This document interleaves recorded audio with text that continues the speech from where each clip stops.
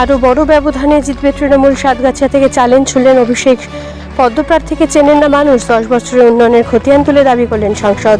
এদিকে হনুমান জয়ন্তীতে শক্তি প্রদর্শন, বিশাল বর্ণময় মিছিল করে ফলতায় মনোনয়ন জমা যুব নেতা জাহাঙ্গীর খানের। আসবো বিস্তারিত খবরে।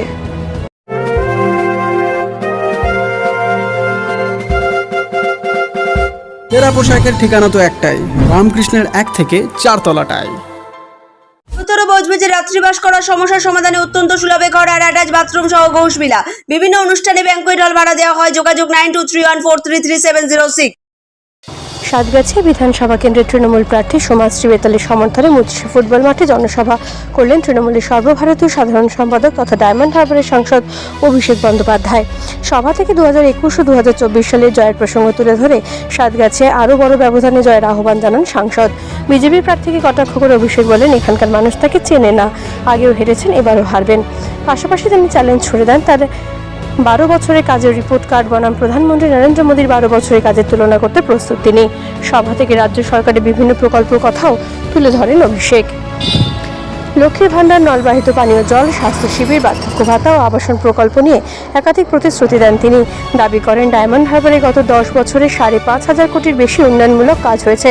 কর্মীদের উদ্দেশ্যে বুথ সংগঠনে মজবুত করার বার্তা দেওয়া ছাড়াও ভোটারদের আতঙ্কিত না হওয়ার আবেদন জানান তিনি।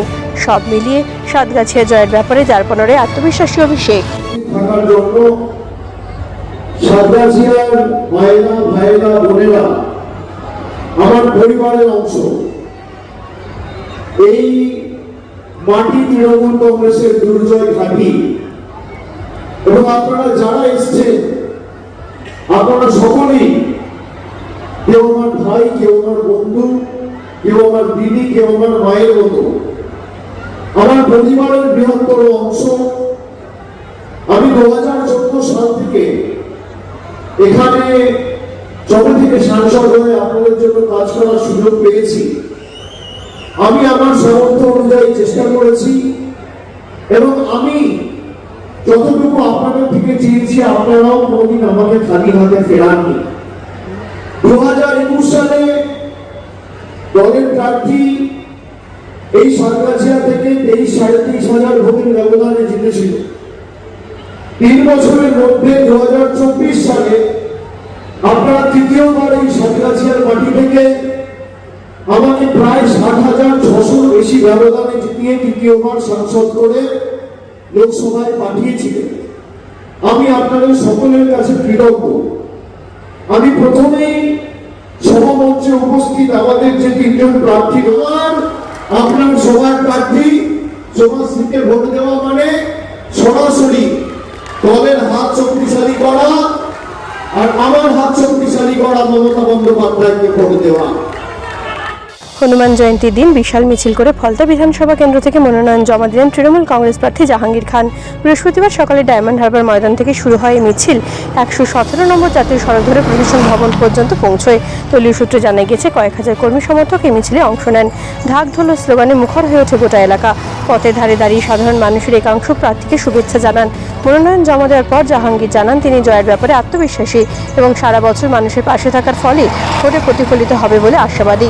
উন্নয়নের ইস্যুকে সামনে রেখে তিনি নির্বাচনে লড়াই করেছেন বলে দাবি জেলা পরিষদের কর্মাধ্যক্ষ যুব নেতার।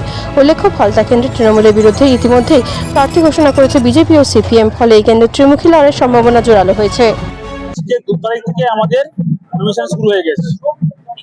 একই সঙ্গে আজকে হনুমান জয়ন্তী, সেই সঙ্গে একসঙ্গে মিক্সড করে আমরা আমাদের নানান রকম আমাদের কর্মসূচি আছে, বিজি শিডিউল আছে।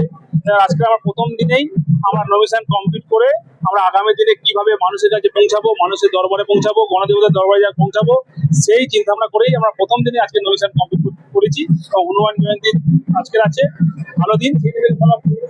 নেপথ্য ভাষ্যে ডোনা জানার সঙ্গে সাতগাছিয়া থেকে ঋত্বিকা দাস ও ফলতা থেকে প্রীতম ভান্ডারের রিপোর্ট, বার্তা এখন।